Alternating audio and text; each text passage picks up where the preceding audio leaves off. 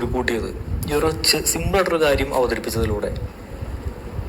അപ്പോൾ ഇതൊരു marketing strategy എന്നുള്ള കാര്യം നമ്മൾ മനസ്സിലാക്കണം. ഏറ്റവും ആയിട്ട് തന്നെ ഈ സിനിമ എന്ന് പറയുന്നത് ഒരു വ്യവസായമാണ്. അപ്പം അതിനകത്ത് ലാഭം കൊയ്യാൻ വേണ്ടിയിട്ട് ആരും എന്തു വേണമെങ്കിലും ചെയ്യും. അങ്ങനെ March 27 the most avoided film in Malayalam industry Empuraan ഇറങ്ങി.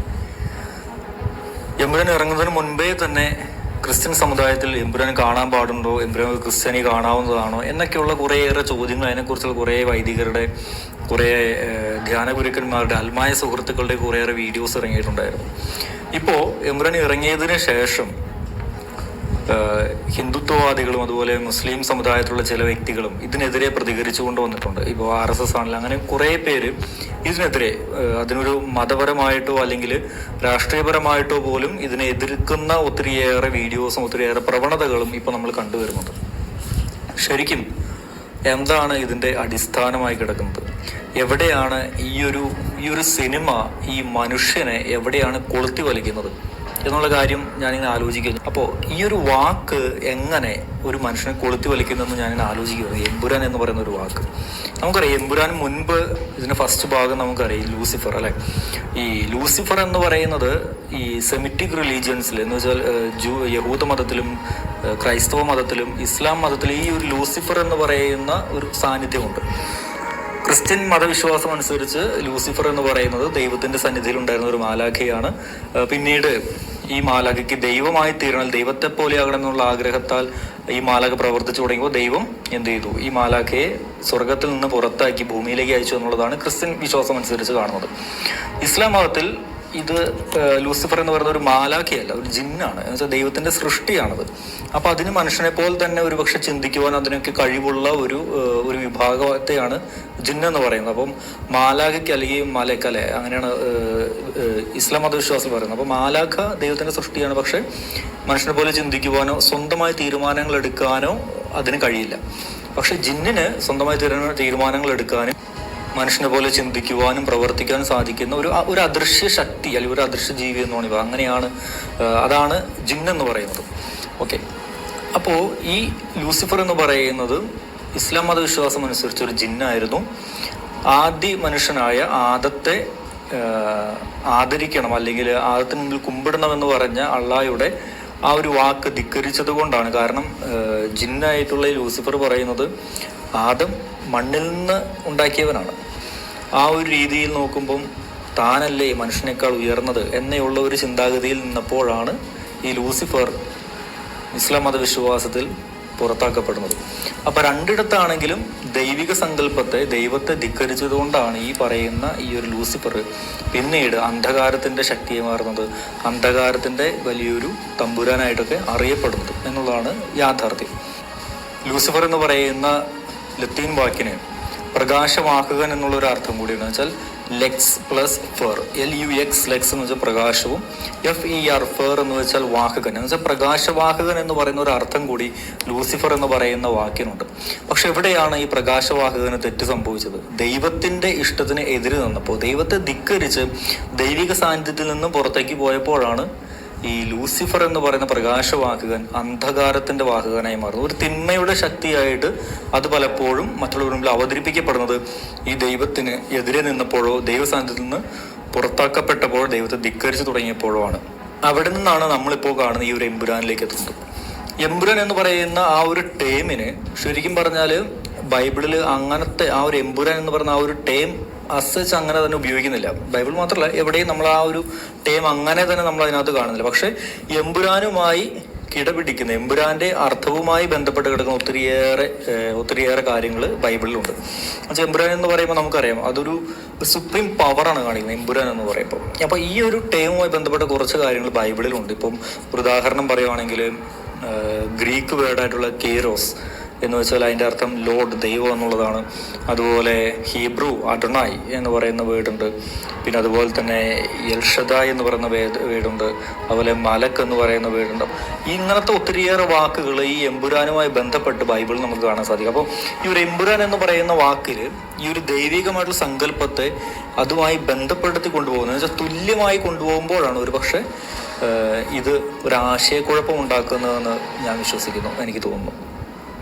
അതുകൊണ്ട് തന്നെ ആയിരിക്കും ഇത്രയേറെ പ്രശ്നങ്ങൾ എമ്പുരാൻ എന്ന് പറയുന്ന ആ ഒരു ടൈറ്റിൽ കാരണം ഇസ്ലാം ക്രിസ്ത്യൻ മതവിഭാഗങ്ങൾക്ക് ഉണ്ടാകാനായിട്ട് സാധ്യതയുള്ളത്. അടുത്തതിൻ്റെ പ്രമേയമാണ്. സിനിമ കണ്ടില്ലെങ്കിലും സിനിമയുടെ പ്രമേയം ഒരു വിധത്തിൽപ്പെട്ട എല്ലാവരും പറഞ്ഞു കേട്ട് ഞാൻ മനസ്സിലാക്കിയ കാര്യമാണ്. അപ്പോൾ ഈ പ്രമേയം എന്ന് പറയുന്നത് അതൊരു സംവിധായകന്റെ ബുദ്ധികൂർമ്മതയാണ് ഒരു പ്രമേയത്തെ എങ്ങനെ അവതരിപ്പിക്കണം എന്നുള്ളത്. എന്ന് വെച്ചാൽ ഏത് സമൂഹത്തിലാണോ ഇയാൾ, അല്ലെങ്കിൽ ഏത് കാലഘട്ടത്തിലാണോ, ഏത് സാഹചര്യത്തിലാണോ ഇയാൾ ഈ പടം വിറ്റഴിക്കാൻ സാധിക്കുന്നത്, ഈ പ്രമേയത്തെ വിറ്റ് കാശാക്കാനായിട്ട് ആഗ്രഹിക്കുന്നത്, ആ സമൂഹത്തെ അതിലേക്ക് പിടിച്ചു കെട്ടുന്ന ഒരു പ്രമേയമായിട്ട് ഇതിനെ മാറ്റണം. അത് സംവിധായക മികവാണ്. ഒരു വളരെ സിമ്പിളായിട്ടുള്ള ഒരു കാര്യത്തെ പോലും അതിനെ പർവ്വതീകരിച്ചുകൊണ്ട് ഒരു മനുഷ്യൻ്റെ ഉള്ളിലേക്ക് ഇതിങ്ങനെ ഇൻജെക്റ്റ് ചെയ്ത് അവൻ്റെ ഉള്ളിലെ ആ ഒരു ദേഷ്യമാണെങ്കിൽ ദേഷ്യം, അല്ലെങ്കിൽ അവൻ്റെ ആ ഒരു ഇമോഷണൽ ടച്ചിങ്സ് ആണെങ്കിൽ അതിങ്ങനെ ഉയർത്തിക്കൊണ്ട് വരാനായിട്ട് സാധിക്കുന്നതിനകത്താണ് ഒരു സംവിധായകൻ്റെ ഏറ്റവും വലിയ വിജയം എന്ന് പറയുന്നത്. അതൊരു പക്ഷെ എല്ലാവർക്കും ഒരുപോലെ അംഗീകരിക്കാൻ സാധിക്കണമെന്ന് നിർബന്ധമില്ല. പോസിറ്റീവായിട്ട് അതിനെ അംഗീകരിക്കുന്നവരുണ്ട്, നെഗറ്റീവായിട്ട് അതിനെ അംഗീകരിക്കുന്നവരുണ്ട്. അപ്പോൾ ഇത് പറഞ്ഞത് അതിപ്പോൾ ഏതൊരു നിർമ്മാതാവാണെങ്കിലും സംവിധായകനാണെങ്കിലും തൻ്റെ സിനിമയിൽ ചില യൂട്യൂബ് ചാനലുകളിൽ കൊടുത്തിരിക്കുന്ന തമ്പനിയിൽ കണ്ടിട്ടുണ്ടെങ്കിൽ നമ്മൾ ശ്രദ്ധിച്ചിട്ടില്ലേ, ഇയാൾ ഇന്നയാളോട് ചെയ്യുന്നത് കണ്ടാൽ നിങ്ങൾ ഞെട്ടും. അപ്പം നമ്മൾ ഓൾറെഡി ക്യൂരിയസ് ഇയാൾ എന്താ ചെയ്തത് നമ്മൾ തുറക്കും. സെയിം. അപ്പോൾ ഈ പറഞ്ഞ സംവിധായകനാണെങ്കിലും ഇദ്ദേഹത്തിൻ്റെ ബുദ്ധികൂർമ്മതയാണ് ഒരു പടത്തെ എങ്ങനെ പർവ്വതീകരിച്ച് ഒരു ജനത്തിന് മുൻപിലേക്ക് എത്തിക്കണം, എങ്ങനെ അതിനെ അവതരിപ്പിക്കണം എന്നുള്ള കാര്യത്തിൽ അതിൽ 100% പൃഥ്വിരാജ് വിജയിച്ചു എന്നുള്ളതാണ് ഇപ്പോൾ നടക്കുന്ന ഈ പ്രശ്നങ്ങളുടെ എല്ലാത്തിൻ്റെയും കാരണം. ഓക്കെ, അത് താല്പര്യം ഉള്ളവരും ഇല്ലാത്തവരും ഉണ്ട്, ഇഷ്ടപ്പെട്ടവരും ഇഷ്ടപ്പെടാത്തവരും ഉണ്ട്. എനിക്കൊന്ന് കേരളത്തിൽ ഇപ്പോൾ കാണാത്തവരായിട്ട് ഒത്തിരി പേരെന്ന് വെച്ചാൽ അങ്ങനെ വലിയ ആരാധകരല്ലാത്തവരും ചിലപ്പോൾ കണ്ടു കാണില്ല. അതല്ലാത്ത എല്ലാ മോഹൻലാൽ മറ്റ് സിനിമാ നടന്മാരുടെ ആരാധകരെല്ലാവരും ഈ സിനിമ മിക്കവാറും ഇപ്പോൾ കണ്ടിട്ടുണ്ടാവും. കാരണം ഏതാണ്ട് 4-5 ദിവസം ഇപ്പോൾ പടം ഇറങ്ങിയിട്ട്. പക്ഷേ നമുക്ക് ചിന്തിക്കേണ്ട ഒരു കാര്യം, ഇതെങ്ങനെയാണ് എന്നെ ട്രിഗർ ചെയ്യുന്നത്, എന്ത് ആസ്പെക്റ്റാണ് എന്നെ ഇതിനകത്ത് പിടിച്ചു വലയ്ക്കുന്നത്, ആ ഒരു കാര്യം നമ്മൾ പ്രത്യേകം ശ്രദ്ധിക്കണം. ചില കാര്യങ്ങൾ ചിലപ്പോൾ നല്ലതിനാണെങ്കിലും ഒരു പക്ഷേ നമുക്കതിനോട് മോശമായിട്ട് തോന്നാം. നല്ലൊരു പ്രമേയമാണെങ്കിൽ പോലും ചില സാഹചര്യങ്ങൾ കൊണ്ട് ചിലപ്പോൾ നമുക്കതിനെ സപ്പോർട്ട് ചെയ്യാൻ സാധിക്കാതെ വരാം. അതിനും സാധ്യതയുണ്ട്. ഇപ്പം ഇങ്ങനത്തെ ഒരു കാര്യം വരുമ്പോൾ ഇതിനകത്ത് ഒത്തിരിയേറെ വർഗീയപരമായിട്ടുള്ള ഒത്തിരിയേറെ കാര്യങ്ങളുണ്ട് ഈ സിനിമയിൽ. അപ്പോൾ ഇതെല്ലാം വരുമ്പോൾ ഈ വർഗീയപരമായിട്ടുള്ള ചില കാര്യങ്ങൾ വരുമ്പോഴാണ് പ്രത്യേകിച്ച് ഇങ്ങനത്തെ ചില പ്രശ്നങ്ങൾ വരുന്നത്, അല്ലേ?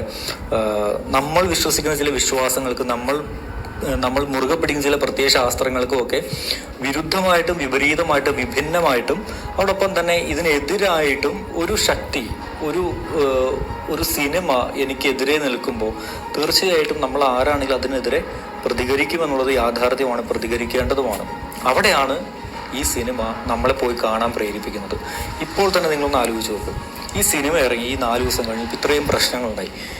ഈ പറയുന്ന അല്ലെങ്കിൽ ഇതുമായി ബന്ധപ്പെട്ടവർ പറയുന്നു ഈ സിനിമയുടെ ഇത്രയും ഭാഗം കട്ട് ചെയ്തിട്ടാണ് ഇനി അടുത്ത തിങ്കളാഴ്ച മുതൽ ഇറക്കാൻ പോകുന്നത്. നിങ്ങൾ ഇതിൻ്റെ സ്റ്റാറ്റിസ്റ്റിക്സ് നോക്കിയൊന്നും അറിയത്തില്ല. ഒറ്റ ദിവസം കൊണ്ട് വിറ്റഴിഞ്ഞ ടിക്കറ്റുകളുടെ എണ്ണം നിങ്ങൾ കണ്ടായിരുന്നു. ഇത് കച്ചവട തന്ത്രമാണെന്ന് കൂടി നമ്മൾ മനസ്സിലാക്കണം. ഒറ്റ ദിവസം കൊണ്ട് വിറ്റഴിഞ്ഞ ടിക്കറ്റിൻ്റെ എണ്ണമാണ്. ഇങ്ങനത്തെ ഒത്തിരിയേറെ കാര്യങ്ങൾ ഒരു സിനിമ വിജയിപ്പിക്കാനായിട്ട് തന്ത്രശാലിയായിട്ടുള്ള ഒരു സംവിധായകൻ നിർമ്മാതാവും വിചാരിച്ചാൽ സുഖമായിട്ട് ഇതിനകത്ത് കാര്യങ്ങൾ നടക്കും. നമ്മളതിനകത്ത് പോയി തല വെച്ച് കൊടുക്കരുത് എന്നുള്ളതാണ് എനിക്ക് പറയാനുള്ള ഒരു കാര്യം. നമ്മളതിന് പോയി തല വെച്ച് കൊടുക്കരുത്. ഇപ്പം എന്തെല്ലാം റെക്കോർഡുകൾ ഇപ്പം ഈ എമ്പുരാൻ സിനിമയുടെ കാര്യത്തിലുള്ളത് സാമ്പത്തികമായിട്ട് എന്തുകൊണ്ടാണ് ഉണ്ടായത്? ഇങ്ങനെ നമ്മുടെ ഉള്ളിലുള്ള ഈ ഒരു സ്വത്വബോധത്തെ ഇതിങ്ങനെ ഇളക്കി വിട്ടുകൊണ്ടിരിക്കുമായിരുന്നു ഇത്രയും നേരം. പ്രശ്നം എന്താ? നമ്മൾ പ്രതികരിക്കാൻ തുടങ്ങി. ആ പ്രതികരിക്കുന്നവരൊക്കെ പോയി കുറേയൊക്കെ സിനിമ കാണാൻ തുടങ്ങി, കുറേ പേര് അല്ലാതെ ഇല്ലാതെയൊക്കെ ഇങ്ങനെ ഓരോന്ന് പറയാൻ തുടങ്ങി. അപ്പോൾ ഓട്ടോമാറ്റിക്കായിട്ട് ഒറ്റ ദിവസം കൊണ്ട് ഈ ടിക്കറ്റ് വർധനയിലുണ്ടായ മാറ്റം എന്ന് പറയുന്നത് നിസ്സാരമല്ല, നമ്മൾ വിചാരിക്കുന്നതല്ല. അത്രയും വലിയൊരു ഫണ്ടാണ് ഒറ്റ ദിവസം കൊണ്ട് ഇവർ സ്വരുക്കൂട്ടിയത് ഈ ഒരു സിമ്പിളായിട്ടൊരു കാര്യം അവതരിപ്പിച്ചതിലൂടെ. അപ്പോൾ ഇതൊരു മാർക്കറ്റിംഗ് സ്ട്രാറ്റജി എന്നുള്ള കാര്യം നമ്മൾ മനസ്സിലാക്കണം. ഏറ്റവും ആയിട്ട് തന്നെ ഈ സിനിമ എന്ന് പറയുന്നത് ഒരു വ്യവസായമാണ്. അപ്പം അതിനകത്ത് ലാഭം കൊയ്യാൻ വേണ്ടിയിട്ട് ആരും എന്തു വേണമെങ്കിലും ചെയ്യും. പ്രതികരിക്കരുത് എന്നൊരിക്കലും ഞാൻ പറയില്ല, പ്രതികരിക്കണം. പക്ഷേ ഇങ്ങനെയുള്ള വഞ്ചനയിൽ നമ്മൾ ചെന്ന് വീഴാൻ പാടില്ല. അതുകൂടി നമ്മൾ പ്രത്യേകം ശ്രദ്ധിക്കേണ്ട ഒരു കാര്യം.